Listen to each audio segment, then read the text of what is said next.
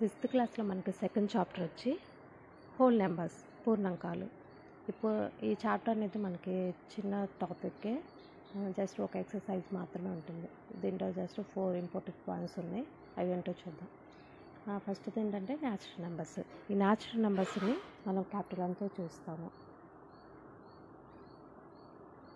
The counting numbers 1, 2, 3, 4 and so on.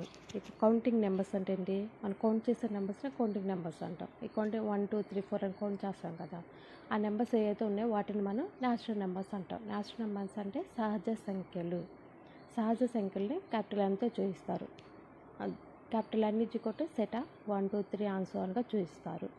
Next వచ్చి whole numbers. Whole numbers అంటే పూర్ణాంకాలు.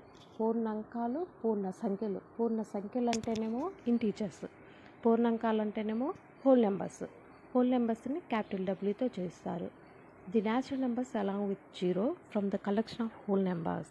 Natural numbers ఏవైతే ఉన్నాయో మనకి 1, 2, 3కి 1, 2, 3, 4 ఇవి ఉన్నాయి కదా, వీటికి 0 కనుక యాడ్ చేస్తే మనము వాటిని హోల్ నెంబర్స్ అంటారు, పూర్ణాంకాలు అంటారు. పూర్ణాంకాలు డబ్ల్యూజీ సెట్ ఆఫ్ 0, 1, 2, 3, 4 అండ్ సో ఆన్గా సెట్ అనేది రాసుకుంటారు.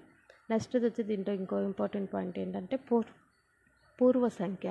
పూర్వ సంఖ్య దీంట్లోనే ఉంది చూడండి. పూర్వ అంటే దానికి ముందున్నది పూర్వం.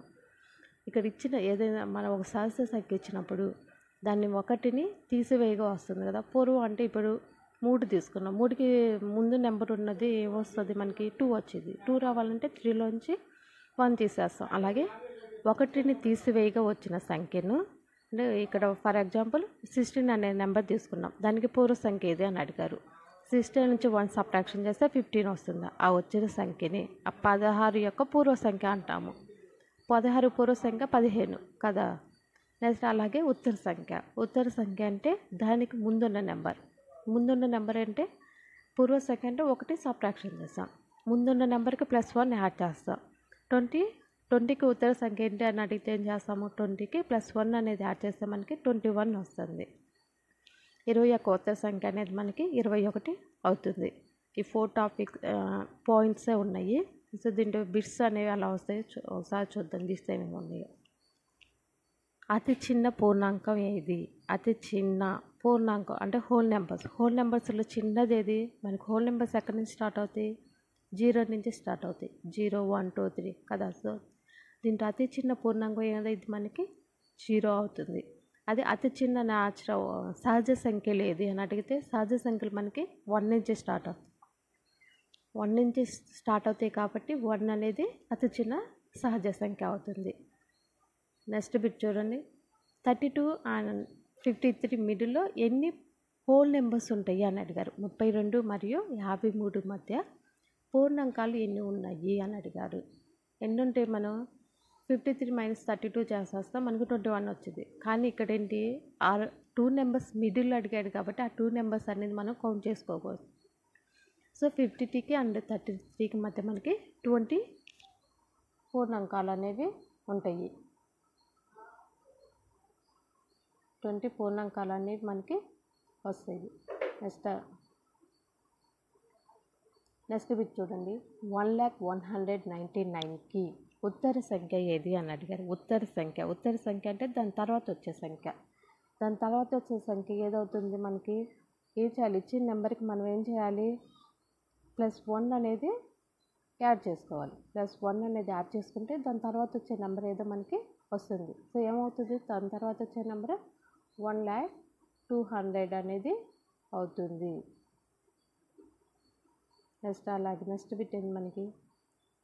10,000కి పూర్వ సంఖ్య రాయండి అన్నారు. పూర్వ సంఖ్య అంటే ఏం చేయాలి మనం?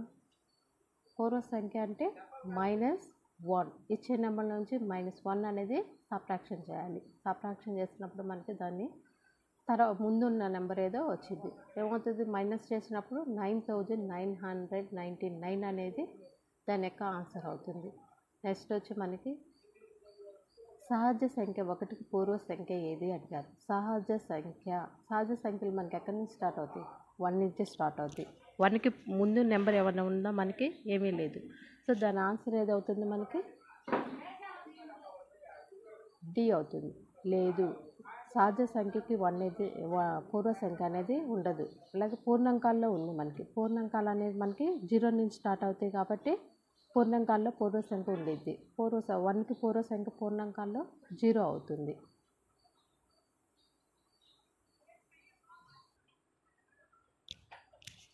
నెక్స్ట్ సహజ సంఖ్యలన్నీ పూర్ణాంకాలు అవుతాయి. సహజ సంఖ్యలన్నీ పూర్ణాంకాలు అవుతాయి అంటే పూర్ణాంకాలు మనకి